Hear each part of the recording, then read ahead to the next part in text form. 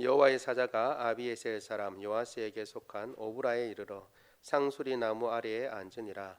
마침 요아스의 아들 기드온이 미디안 사람에게 알리지 아니하려 하여 밀을 포도주 틀에서 타작하더니 여호와의 사자가 기드온에게 나타나 이르되 큰 용사여 여호와께서 너와 함께 계시도다 하매 기드온이 그에게 대답하되 오 나의 주여 여호와께서 우리와 함께 계시면 어찌하여 이 모든 일이 우리에게 일어났나이까.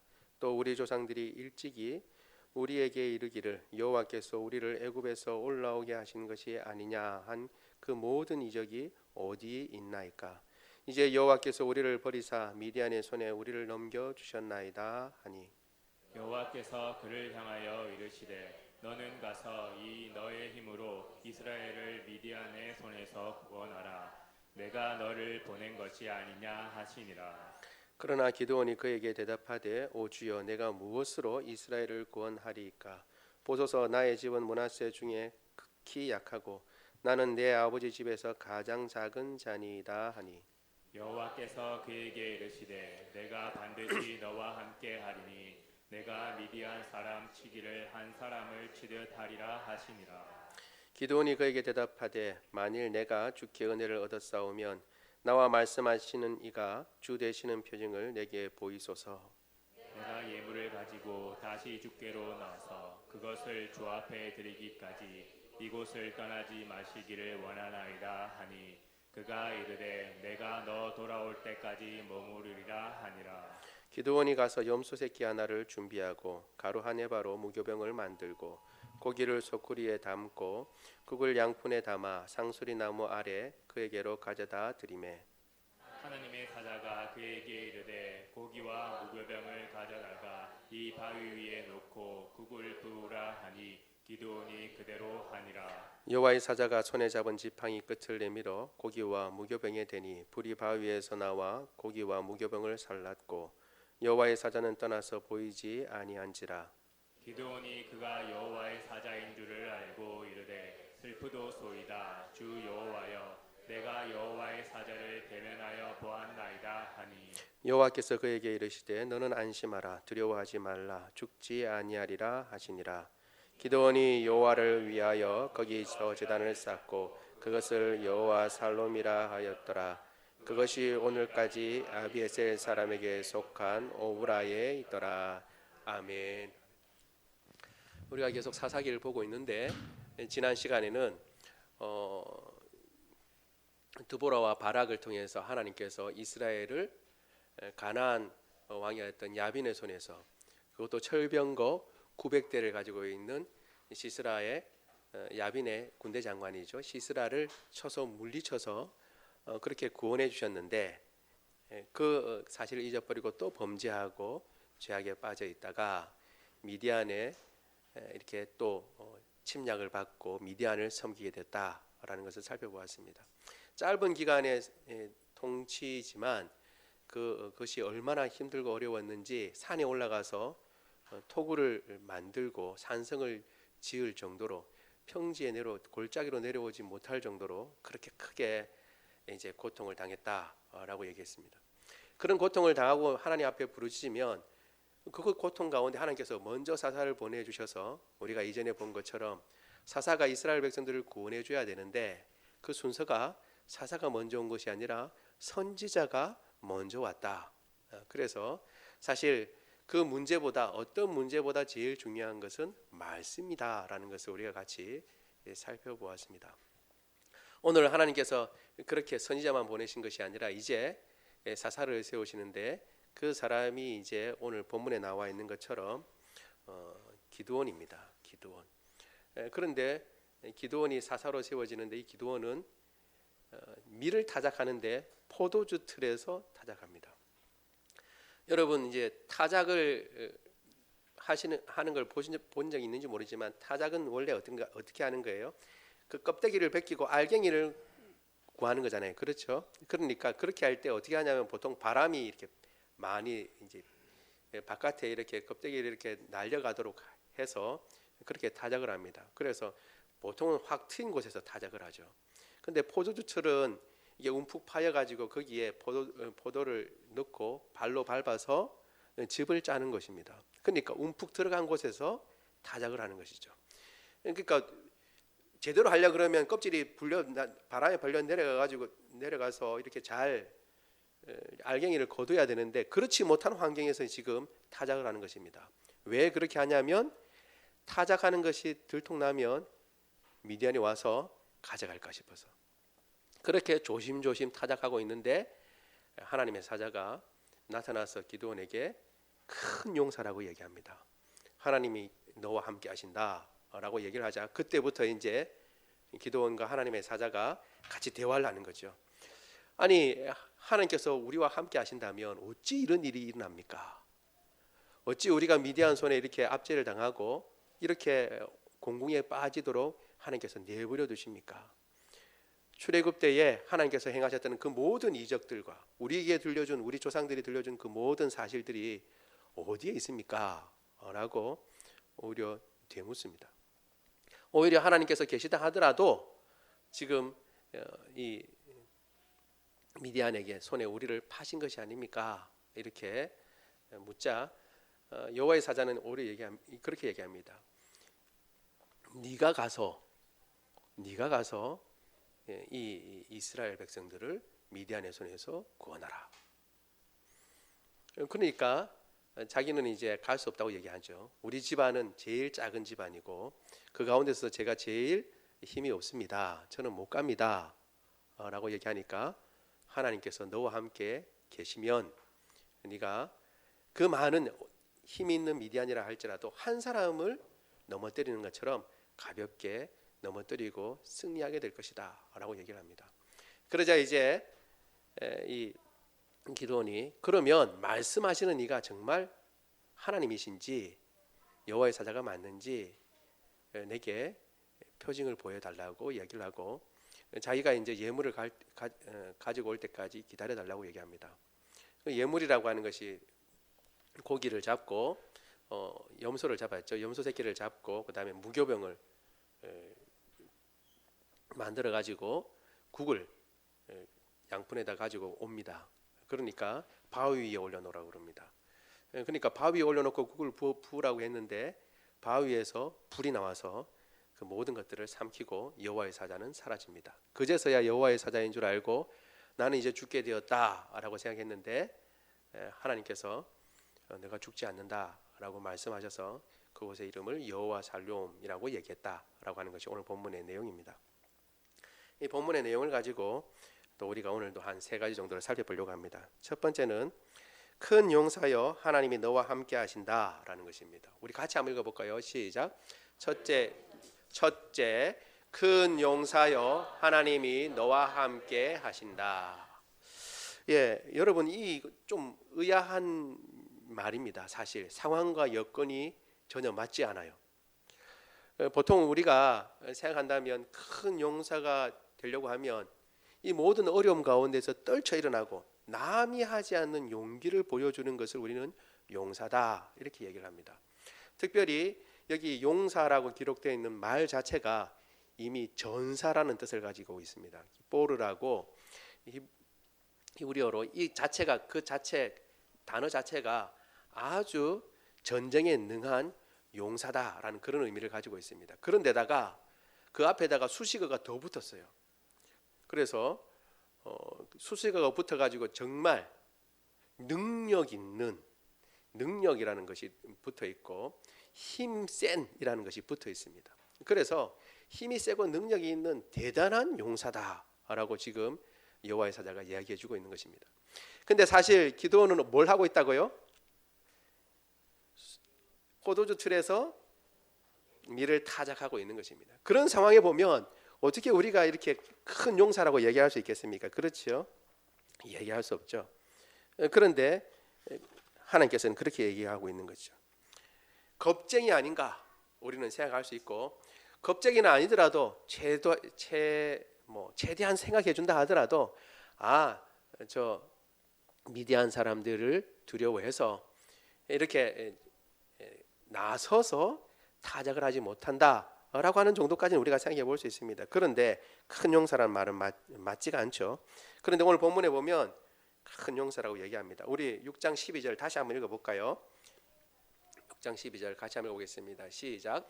여호와의 사자가 기드온에게 나타나 이르되 큰 용사여 여호와께서 너와 함께 계신다 하느라. 아멘. 여기도 우리가 생각해 볼 수 있습니다. 보통 우리가 생각할 때에 하나님께서 함께 계신다라고 하는 것이 이제 결론으로 나올 수 있어요. 결론으로. 무슨 말씀이냐 하면 기드온이 큰 용사이기 때문에, 그렇죠? 큰 용사여 여호와께서 너와 함께 계신다라고 할 때는 기드온이 큰 용사고 그리고 대단한 사람이기 때문에 하나님께서 너와 함께 하신다라고 우리가 그렇게 생각할 수 있습니다. 사실 세상에서는 그렇게 생각하죠. 아, 저 사람 대단하다라고 할 때는 저 사람 대단해서 하나님께서 함께 하신다라고 하는 거죠. 머리가 좋고 능력이 있어서 하나님께서 그와 함께 하신다. 혹은 지도자가 되니까 하나님께서 함께 하신다라고 할 수 있습니다. 그런데 우리가 오늘 본문에서 보는 내용을 그대로 보면 그런 내용은 아닙니다. 오히려 그 반대죠. 큰 용사라고 할 만한 것이 기드온에게는 아무것도 없습니다. 오직 한 가지 이유가 있다면 오늘 금방 읽은 이 구절에서 우리가 찾을 수 있는 것이 하나님께서 그와 함께 계시기 때문에 그가 큰 용사다라고 하는 것입니다. 여러분, 우리가 큰 용사가 된다는 것을 생각해야 합니다. 세상에서는 큰 용사가 된다는 것은 용맹을 발휘하고 불가능한 일을 하고, 만약에 이 미디안 같은 경우는 어떤 경우에 다른 사람들은 다 숨는다 하더라도 기드온이 먼저 나와가지고 자기 혼자서 한 100명을 때려 눕히거나 이렇게 하고 난 뒤에야 큰 용사다라고 얘기할 수 있겠죠. 그런데 오늘 본문에는 그런 일이 아무것도 없고 오히려 미디안을 피해가지고 지금 소문이 날까 싶어서 움푹 파인 곳에서 몰래 타작을 하고 있는데 여호와의 사자는 나와서 그에게 큰 용사라고 하는 것입니다. 왜? 하나님께서 그와 함께 하실 것이기 때문입니다. 여러분, 우리가 큰 용사다 아니다라는 것을 세상에서의 기준으로 보지 아니하고 우리가 성경의 기준으로 우리 자신을 봐야 하는 것입니다. 우리가 세상에서 볼 때에 큰 부자나 재물이 있지도 아니하고 큰 무슨 학식을 가진 것도 아니고 그리고 어떠한 건강도 가진 것이 아니라 할지라도 하나님께서 그와 함께 하시면 그 사람은 큰 용사인 줄 믿습니다. 우리가 그것을 기억해야 하는 것입니다. 실제로 큰 용사가 되는 것은 하나님이 함께 계시기 때문이고 이것은 예수님께서 우리에게 말씀하시고 약속하신 것이기도 합니다. 우리 마태복음 28장 18절에서 20절을 같이 한번 읽어보겠습니다. 시작. 예수께서 나와 말씀하여 이르시되 하늘과 땅의 모든 권세를 내게 주셨으니 그러므로 너희는 가서 모든 민족을 제자로 삼아 아버지와 아들과 성령의 이름으로 세례를 베풀고 내가 너에게 분부한 모든 것을 가르쳐 지키게 하라. 볼지어다 내가 세상 끝날까지 너희와 항상 함께 있으리라 하시니라. 아멘. 우리가 잘 알고 있는 지상 명령이죠. 주님께서 명령하셨습니다. 제자들에게 이렇게 해라. 그런데 어떻게 하라고요? 가서 모든 민족을 제자 삼고 그리고 세례를 베풀고 내가 너에게 분부한 모든 것을 가르쳐 지키게 해라 라고 얘기를 했습니다. 제자도 삼고. 그런데 그렇게 하려고 해라 라고 한 뒤에 그러면 그렇게 할 수 있는 능력을 줘야 되잖아요. 지금 이 제자들은 어떻게 해요? 얼마 전까지만 하더라도 예수님 잡힐 때 어떻게 한 제자들이에요? 다 도망간 제자들이에요. 뿔뿔이 도망간 제자들인데 그 제자들에게 예수님께서 너희들은 가라. 여기 사람들이 몰려올 거다도 아니고 너희가 가서 모든 민족에게 복음을 전하고 그리고 제자 삼아라. 그렇게 말씀해 주시고 난 뒤에 뭔가 그 다음에 뭘 줘야 되는데 주는 건 없어요. 오직 한 가지는 내가 너희와 세상 끝날까지 함께 있겠다라고 하는 것입니다. 그러니까 이 제자들의 가서 제자 삼고 그리고 세례를 베풀고 그리고 모든 것을 예수님께서 가르쳐 주신 모든 것을 가르쳐 지키게 하는 능력은 어디에서 나오느냐? 그 능력이 어디에 있느냐? 돈에도 있지 아니하고 지혜와 명철에도 있지 아니하고 예수 그리스도께서 함께 하시는 것으로 있다라는 것을 보여주고 있는 것입니다. 우리에게 있는 모든 능력도 주님께서 우리와 함께 하시는 것으로 말미암는 것이고, 이 기드온조차도 큰 용사가 될 수 있는 이유도, 기드온이 큰 용사가 될 수 있는 이유는 바로 하나님께서 그와 함께 하시기 때문에 가능한 일인 줄 믿습니다. 사실 그래서 우리가 지난 1년 동안 우리 관동 오산나 교회 하나님께서 베풀어 주신 은혜가 큰데, 우리 가만히 생각해 보면 우리가 한 게 뭔가라는 것을 생각해 볼 수 있습니다. 저로 말하면 진짜 한 게 없지요. 말씀 전한 것 외에는 별로 한 게 없는 것 같아요. 그런데 같이 온 분들도 열심히 노력하고 애썼죠. 그런데 우리의 노력과 애씀이 물론 있었지만 세상 사람들을 어떤 기준으로 볼 때 월등한 무슨 큰 일을 우리가 행했던가라고 생각해 보면 좀 그러지 못한 것 같아요. 사실 우리 가운데 뭐 재벌이 있는 것도 아니잖아요. 우리 가운데 국회의원이 있는 것도 아니잖아요. 그렇지만 하나님께서 함께 해주셔가지고 놀라운 일들을 우리에게 보여주셨습니다.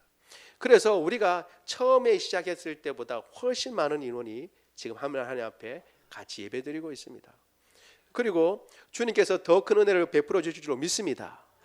이 은혜가 어디에서 오는가?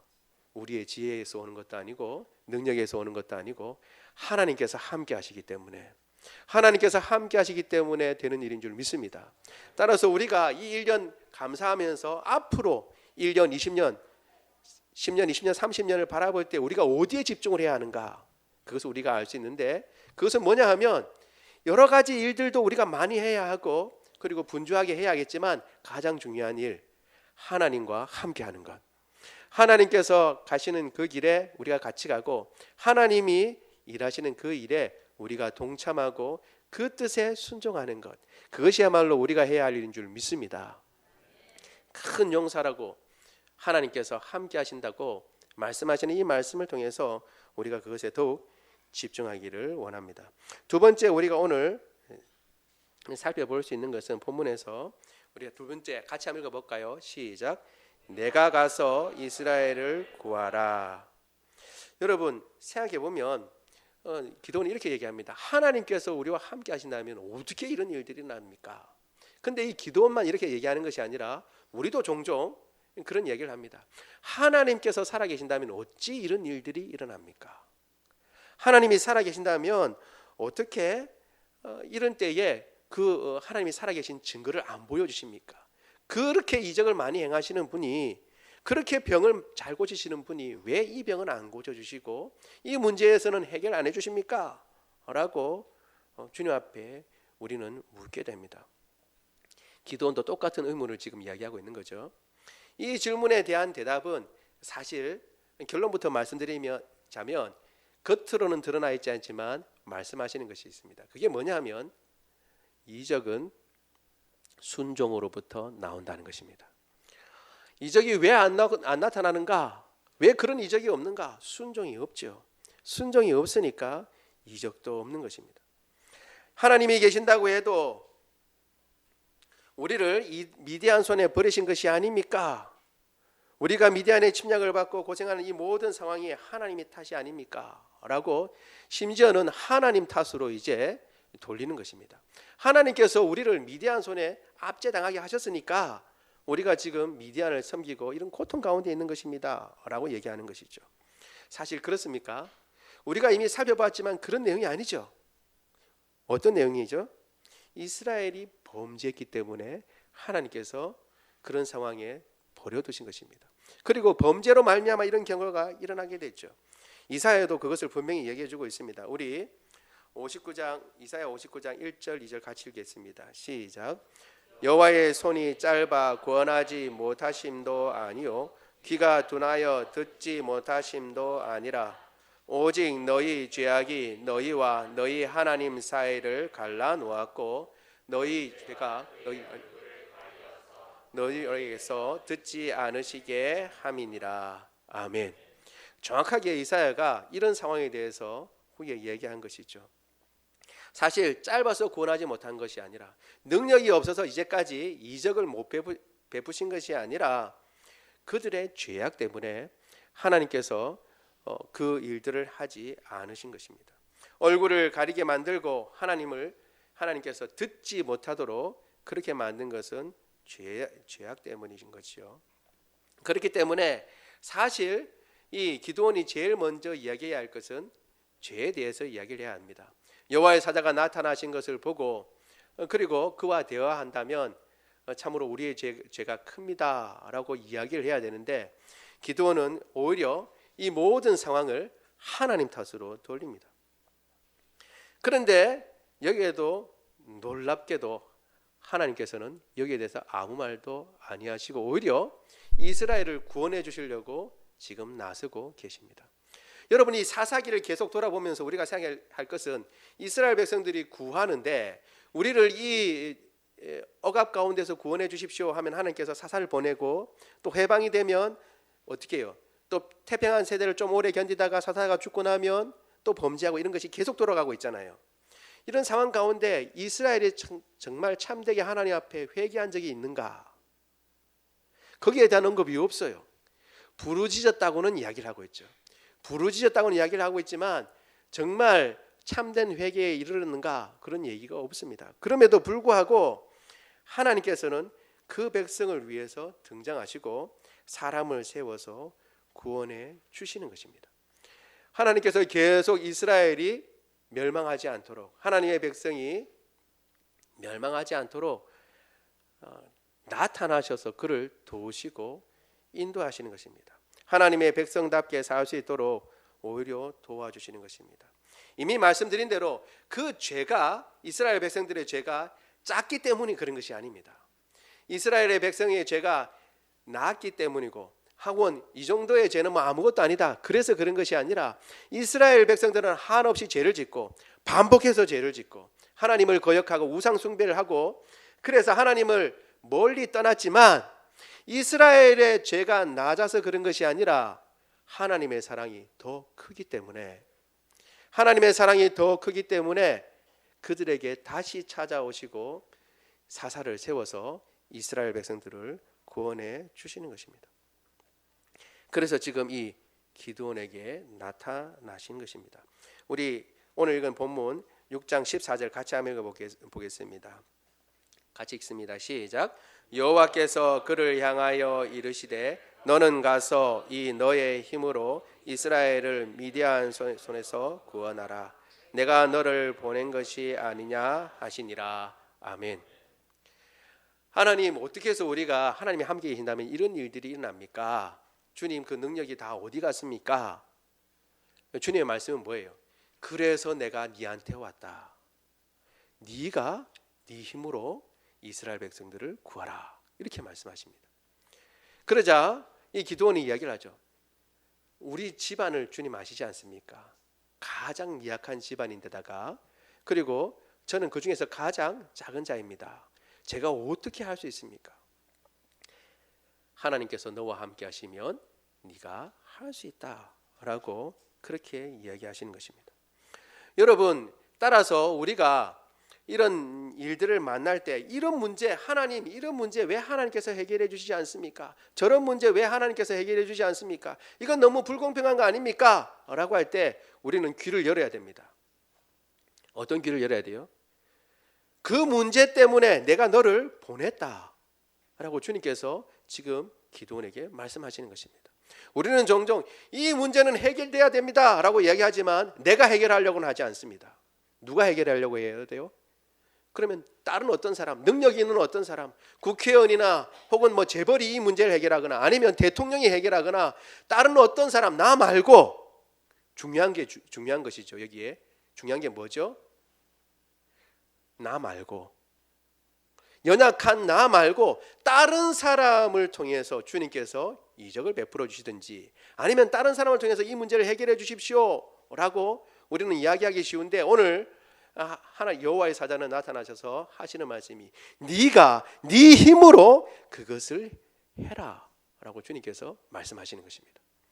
그러면서 너의 힘으로 하는 것 같지만 내가 너와 함께해 주겠다라고 말씀하시는 것입니다. 여러분, 우리의 힘으로 한다 그러면 우리가 뭘 할 수 있겠어요? 그리고 하나님의 일에 있어서는 특히 뭐 어떤 능력이나 어떤 재물이나 이런 것들로 하나님의 일을 할 수 있는 것은 아닙니다. 이미 살펴보았지만 예수님께서 말씀하신 그 모든 명령, 가서 모든 민족을 제자 삼고 그리고 세례를 주고 가르쳐 지키게 하는 모든 일들은 주님께서 함께 하셔야만 가능한 일입니다.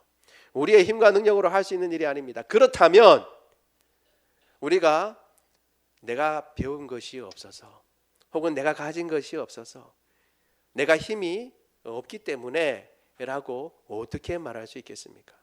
우리가 집중해야 할 것은 주님께서 내게 말씀하셨는가?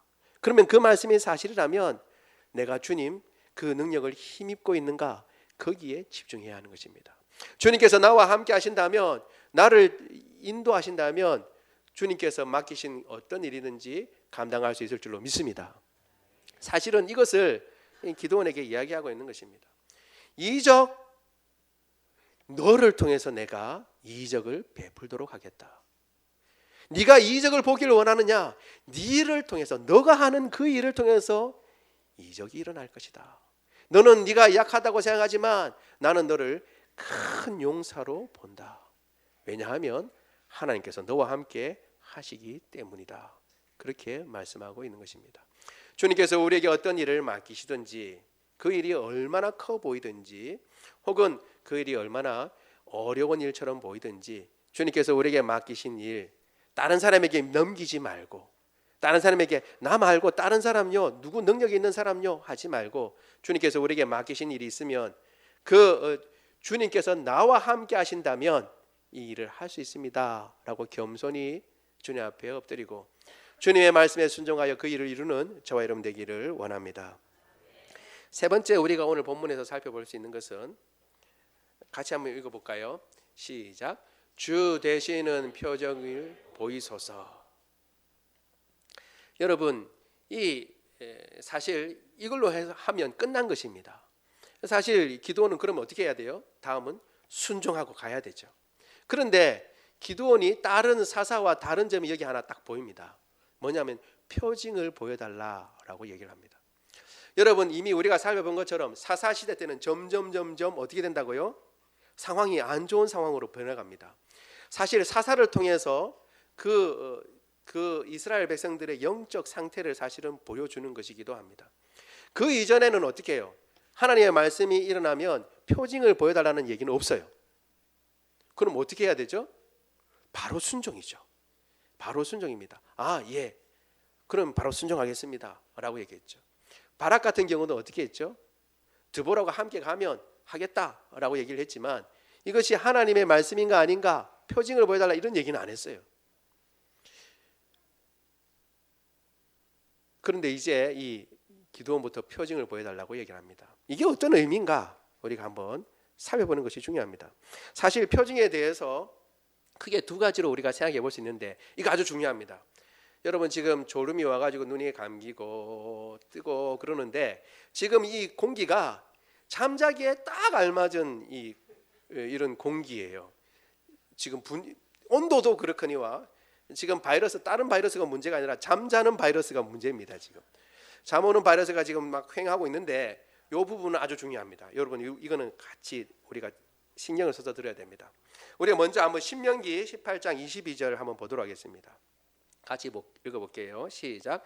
만일 선지자가 있어 여호와의 이름으로 말한 일에 증언도 없고 성취함도 없으면 이는 여호와께서 말씀하신 것이 아니요 그 선지자가 제 마음대로 한 말이니 너는 그를 두려워하지 말지니라. 아멘. 이제 표징에 대해서 어떤 이적에 대해서 우리가 생각할 때에 일반적인 것을 우리가 살펴보려고 하는 것입니다. 뭐냐 하면 어떤 선지자가 있어 여호와의 말씀으로 말했어요. 그러면 뭐가 나타나는 되는 거예요? 그 말씀에 대한 표가 나타나야 된다라고 하는 것입니다. 그래서 하나님께서는 지금 이 신명기에는 그 표를 보고 뭘 안다는 거예요. 이 말한 선지자가 진짜 참 선지자인지 아닌지, 그러면 이 선지자가 말한 말씀이 하나님의 말씀인지 아닌지를 분명히 알게 된다라고 하는 것이죠. 그래서 이 말에 의하면 표징이 중요해요, 안 중요해요?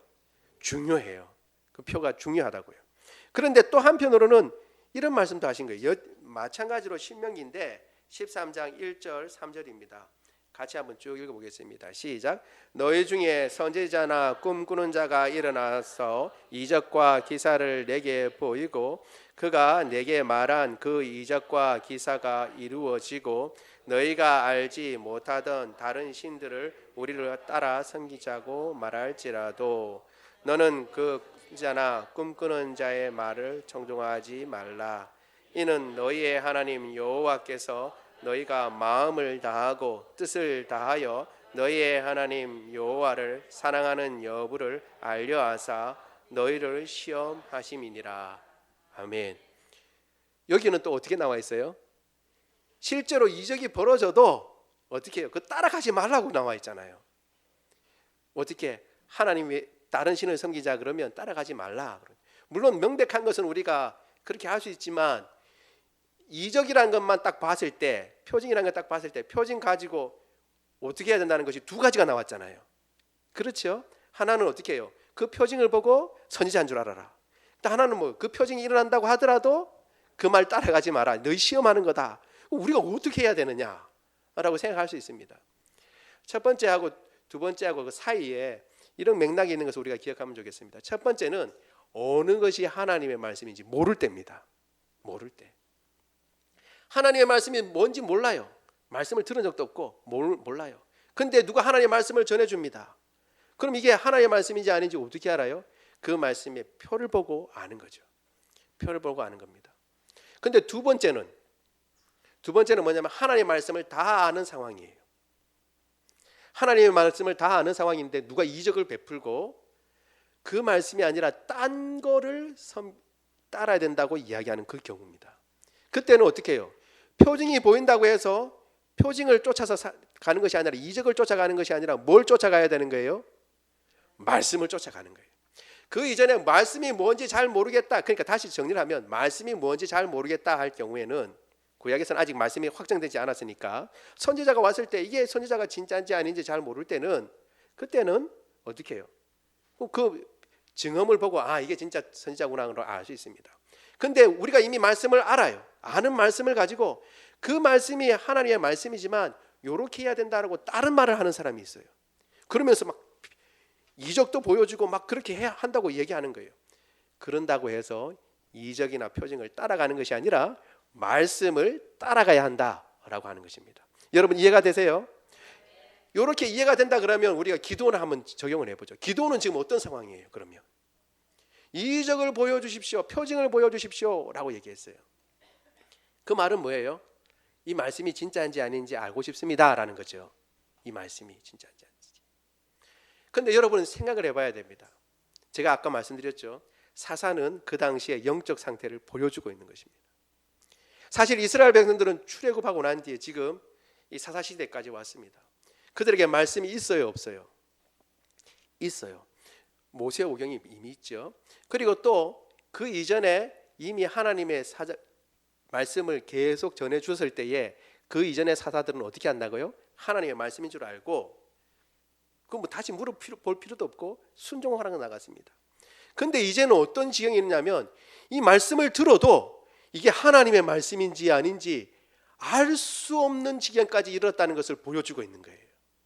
지금 표징을 구하고 있다는 것은 한편으로 보면 명확히 하겠다라고 하는 중요한 일이 있는데 이건 뒤에 나옵니다. 또 다른 성격이 있지만 여기서 우리가 살펴볼 수 있는 것은 지금 하나님의 말씀을 전해줘도 이 말씀이 하나님의 말씀인지 뭔지 몰라서 표징을 구해야 할 정도로 지금 혼탁한 세대에 있다라고 하는 것을 지금 기도원을 통해서 보여주고 있는 것입니다.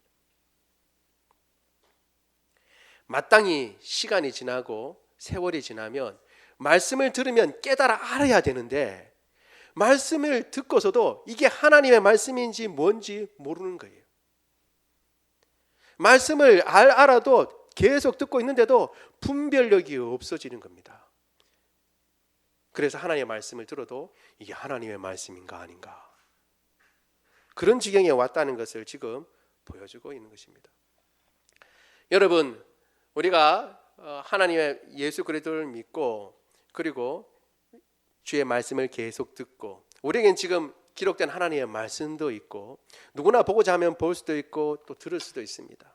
이 말씀을 읽고 그리고 공부하는 가운데 하나님의 말씀에 대한 분명한 것을 가지고 이 말씀에 대해서 또 표징을 구하는 것이 아니라 말씀이 분명하다면 그 말씀에 순종해야죠. 또 무슨 표징을 구하고 이게 사실입니까 아닙니까? 그렇게 하는 정도가 아니라 이제 하나님의 말씀이 분명하고 확실하고 읽으면 그리고 하나님의 뜻이 분명하고 확실해져서 그 말씀대로 순종하고 이거 하나님의 뜻이 이거구나 라고 깨달은 순간에 다시 한번 주님 그런데 또 이거 저거 이렇게 할 것이 아니고 바로 이 말씀이 하나님의 말씀 맞습니다 라고 깨닫는 그 순간 그 말씀에 순종하겠습니다. 그 말씀에 엎드리고 그 말씀대로 행하겠습니다 하고 달려나가는 저와 여러분 되기를 원합니다. 말씀 하나 더 읽겠습니다. 우리 고린도전서 1장 22절 24절입니다. 같이 읽어보겠습니다. 시작.